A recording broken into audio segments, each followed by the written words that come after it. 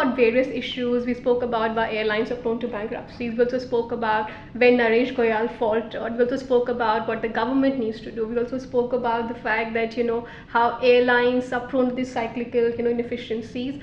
And also the fact that, the models to learn from. You spoke about the entire Chinese model is commendable. Yeah. Now, my last question, sort of, as we sort of go towards the end of this conversation, is that now where do we go next? These are signals also being sent to investors for potential binding bids for Jet Airways. That is it any room for growth, anyways? Is there any sense of revival left? If one has to talk specifically of Jet, the ideal condition of getting a new investor would have been 6 months ago when it still had 60, 70 aircraft in the air. But now with operations coming to a total standstill, the potential investors will strike a very, very tough bargain to serve their interests. So there has value erosion has taken place as far as Jet is concerned, which was really avoidable. Now what do we find? That instead of fast tracking, the lenders have been deferring the date of submission of binding bids. Which is true. Now this is something that shouldn't have been allowed. But then, having worked in a PSU, I know the inertia of inefficiencies keep coming in the government sector. Now they are looking at, I do not even understand what is the main objective at the moment. Revival of Jet Airways, recovery of their money. As far as the latter is concerned, it's a foregone conclusion that bulk of that money put into Jet is gone. So the best bet for them is to ensure revival of Jet Airways. Now, are all the energies being put in that direction? The answer is no. Do they have the requisite expertise? The answer is no.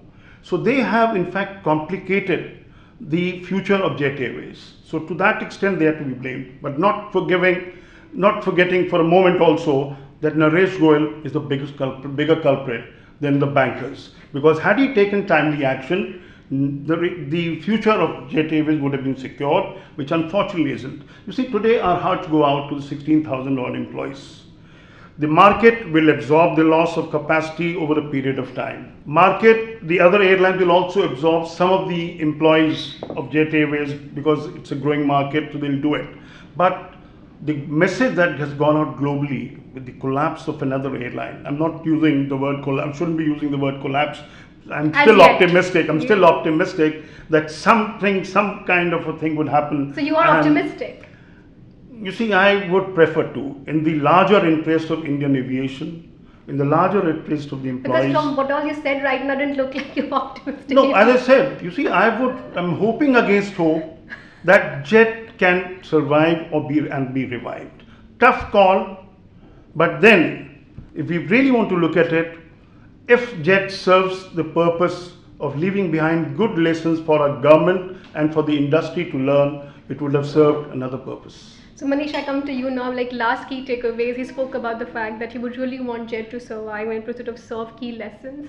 Now, the signals to international investors with the collapse, not using the word yet, of an airline, and lessons learned for the airlines as we go forward. If you were to sum up for me. Yeah, so again, leaving out the specific company, but I think investors looking at aviation market in India, I don't think there is a more exciting market anywhere in the world.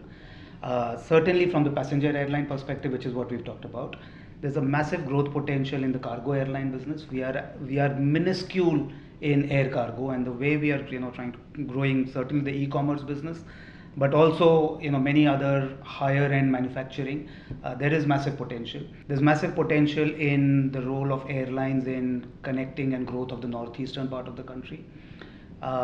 Things like ground handling, things like MRO. So every aspect of the industry will need investment as the industry size grows. So from an investor perspective, I think the message still should be industry, huge potential. Specific cases like Jiten said, it's about the evaluations and haircuts and turnaround plans and so on. So that's more micro. But at the end of the matter is that it's a big unraveling that's happened in the form of Jet Airways. I come to my rapid fire now, Jitendra. The first thing that comes to your mind when I say the following: how will Naresh Goyal go down in history? Well, of course, he did pioneer a private airline and ran it for 26 years. But people do not remember the past, they remember what is on the table today. And today, I would like to look at him as somebody who led Jet Airways to such a sorry state. And what people will also not forget is the way he dealt with the industry, influenced policy decisions of the government in India for his good rather than for the good of the airline. That's how it's unfortunate, but yes, people would not be forgiving for whatever. Then, people have to remember that Vijay Mallya's Kingfisher could have perhaps survived also, had only the FDI by airlines policy allowed to be come in, but it was prevented. Naresh Goyal was one of those people opposed to FDI till such time Vijay Mallya's Kingfisher collapsed. But the moment it collapsed, he became a strong advocate and got if they had to put in money for acquiring 24% equity. Now, these are kind of instances that people are not going to forget easily. Okay. Your message to the Civil Aviation Minister of this country. I think there's great growth potential, reduce government-induced costs, and just keep the playing field level. Okay. And one key final word for Jet Airways. I can only express my hope that somehow somebody puts in the money to revive Jet Airways. On that hope, that's a wrap up from us, sort of really hoping, and there is room of optimism left that there is some infusion in Jet Airways and we sort of see it back in the air.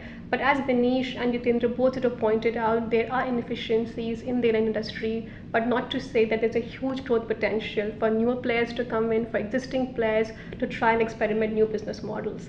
With that, there's a wrap from us, and till the time we see you, goodbye and good luck. Thank you.